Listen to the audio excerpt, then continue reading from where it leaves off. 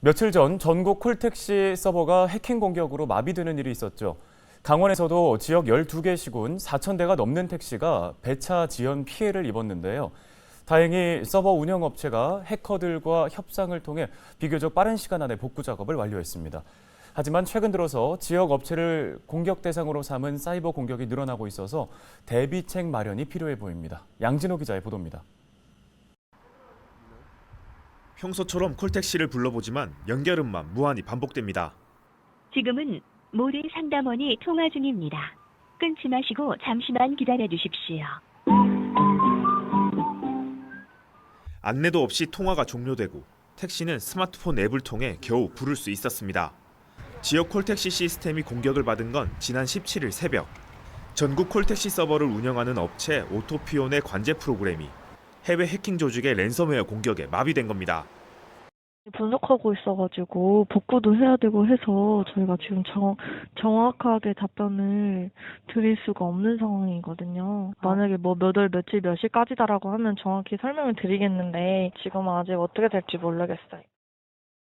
택시 운행의 차질을 빚자 콜택시 서버 운영 업체는 해커와 협상을 통해 19일 서버를 긴급 복구한 뒤 20일부터 정상 운영에 들어갔습니다. 해커들이 요구한 비트코인 1억 원치를 지급한 겁니다. 우회로 예비로 예비선 하고 있고 원선은 코드 키 그거를 어젯밤에 받아서 복구가 완료가 됐어요. 그래서 오늘 중으로 개통이 될 거예요. 정상적으로. 해커들은 서버 운영업체에 랜섬웨어를 심어 컴퓨터 데이터를 강제로 암호화해 쓸 수 없게 만든 뒤 이를 풀어주는 대가로 돈을 요구했습니다. 이번 공격으로 강원도에서만 12개 시군 4,000대가 넘는 택시의 배차 시스템이 완전히 멈췄습니다. 춘천에서 피해를 본 택시는 전체 1,750대 중 77%, 1,360대 수준입니다. 문제는 강원 지역의 사이버 공격 피해 건수가 매년 증가하고 있다는 점입니다. 이번 사건처럼 해킹 공격이 특정 업체에 대한 피해를 넘어 지역민 생활에 타격을 줄 수 있다는 우려가 나옵니다.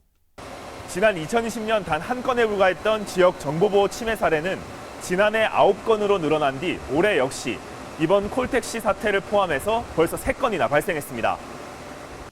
강원도는 지역 업체를 목표로 한 사이버 공격이 잇따르자 정보보호 지원 사업을 확대할 방침입니다. 특히 강원 테크노파크를 중심으로 진행되는 정보보호 지원 대상 발굴과 서비스, 컨설팅 지원 사업의 예산을 전국 최대 규모로 책정했습니다.